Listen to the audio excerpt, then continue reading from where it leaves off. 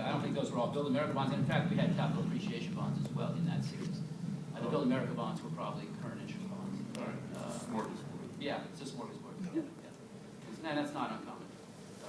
And again, you know, we put the repayment ratio here. I think it's relevant just to see that these would have been compliant with AB 182. One of the features I do want to highlight, that qualified school construction bond in Series D, one of the requirements that the Treasury had is they limited the final maturity of those bonds. 18 years, 17 years, something like that. So you could only go out 17 years. That's why on that one issue, that capital appreciation bonds were tagged on with it, because we needed to use all the debt service capacity in the early years to pay to get the benefit of the subsidy bonds, to get the lower interest rate. So we needed to finish the bond, to finish that series, we used cabs on, just picked up the debt service in the back end. But you can see, look at the effective interest rate. I mean, 3.7%. That's the benefit of the qualified school construction bond.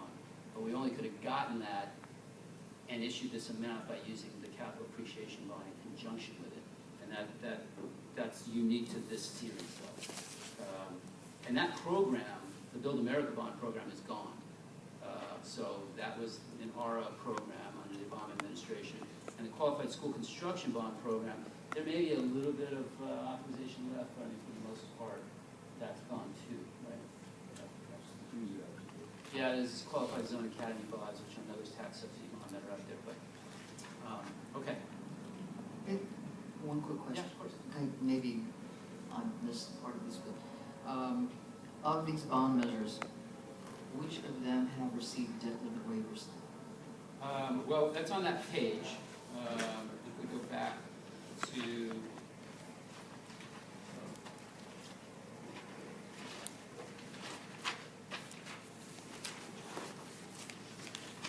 here we go, page 21. So the O2s had a debt limit waiver at 3%, the O5s at 3.5%, and then the 2010 and 2012 at 5%. We haven't gotten there yet, but okay. I want to go back there. I Yeah. actually looked up the answer to the question. Oh, good. That's why I was distracted. And right now, we're just a little bit over 4% on our overall debt. Oh, there you go. Okay, so let's look at the picture for 2005 measure J. This is even more constrained than the O2 measure at this moment. So again, right at the tax limit here for the next 3 years. So really all of the measures are looking pretty good in terms of meeting tax rate commitments for the next 3 years. But the O2s and then the O5s, without significant growth above 4%, would have debt service above the tax rate target. And that's a result largely of declines in AB in those years. You know, we go back in that graph, but we just have to wait and see what the AB does. You asked a question about refundings also, and John, am I correct in saying the O5s included?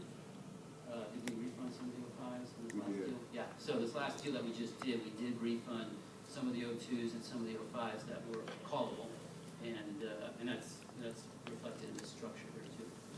So a question on this, Yep. Jay, the notion of constraint applies to the 77 million that has not been issued of what was authorized. Correct. Right?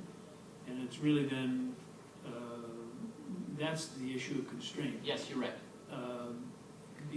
Because as the years move along, if the 4% holds, we're good to go on the debt service and the repayment and everything else on what has been issued. Is that correct? Well, I don't know what you mean by good to go. Well, I'm not sure I know what either. Well, the auditor controller will set the tax rate at whatever level is necessary to pay the debt service. So according to this picture, it will go above the $60 at the subsequent. That's what the bar above the curve line really means, is it's going to exceed the target. Yes, at 4%. Okay. Okay, so is that good to go? I don't know. Yeah, that's a bad term. And then quickly here, then, this is why, because of this constraint, that's why in the previous slide that you had, I think page 22, which is very important, and we'll we can talk more about this at the CBOC meeting. That is the notion of the scenarios of further bond issuances to get more money to fund construction. That's why we're only looking at the last two measures. Exactly. And we're not even considering this 77 million here as being No, accessible at this point. Is No, that- it's not accessible at this point. It's on a piece of paper. If I put it on a piece of paper, I'd put it out in the far later years. Yeah, and so we'll know more as time goes and where assessed valuation grows, you know, how fast it grows, whether that can be accessed earlier, but it's not a near-term solution to any construction needs, I'm afraid. But it does highlight, your question, I think, highlights the rationale, if you will, for new measures, right? I mean, that is why districts generally, I'm not talking about this district necessarily, but yes, why they look at new measures, gives them additional flexibility to issue additional bonds and if necessary, for additional project costs. But it doesn't help them stay below the $60 for already issued bonds. It's only for tapping into new capacity. Correct. That's absolutely right. Okay, okay, now we're at the 2010s. We're almost done. I've got, well, we're just over the time here, but I've just got a few more slides, so. I'm not going to ask any more questions because I'm going to finish. But after the meeting, we can send through Yvette or through Maureen questions, and then your answers could be attached to when we post it. So that way, people don't have to worry about their questions not just. So on the 2010 Measure D, let's see, these had some of those that there have been two bond series issued, the A's and the B's, 140 million, both current interest bond, both done by negotiated sale now, not competitive. You see the effective interest rates, the repayment ratios. The Series A bonds had some of those subsidy bonds, qualified school construction bonds. So partially that and partially traditional tax exempt, I would guess, although I don't remember those. This is the picture right now as it stands. You know, a lot of capacity here for additional debt at the $48 tax rate, assuming 4% growth. So this is kind of the line we're looking at as we layer in. And so when we layer in that 135 million, if that's what the district board decides it wants to do, that I talked about earlier,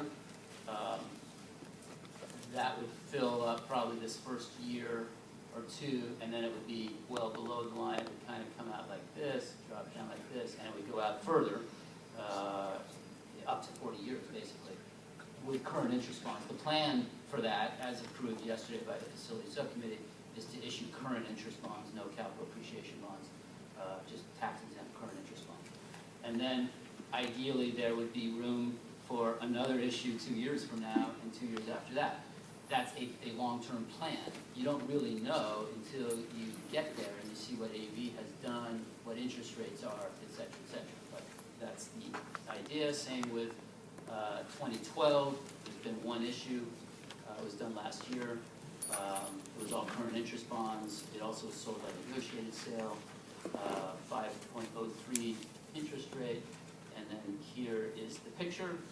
And again, when the next new money issue bonds are issued, it's a combination of 2010 and 2012 at the same time, you know, two separate bond sales. Was the fact that the last two negotiated a result of the economy, or was it just a selection based on what was happening? Good question. I think the district started using negotiated sale in the late 2000s, like 08, 09, when the economy really hit the financial dislocation with the subprime crisis. It became much harder to sell bonds. A number of issuers that had traditionally used competitive method of sale went to a negotiated method of sale. They needed an underwriter to tell the story more, and it has worked successfully for the district. But I think it's a question that the district should ask itself, on a regular basis. Page 37 versus 38, in other words, the previous slide, I take it the typo is, it should be 85 million and not 80 million issued? The previous slide to this. I'm sorry, so 37 says 80 million was issued, And you're asking, And I'm saying, I think 85 is the correct number, which is what you have on the next oh, page. on the 38, yeah. I don't know which is right. Well, from what we've gotten from Martin on our 85, okay, KPI, Martin's 85 telling is us the right right now. number. Yeah. Sorry about that. So, that's the measure E, and so, again, same situation here.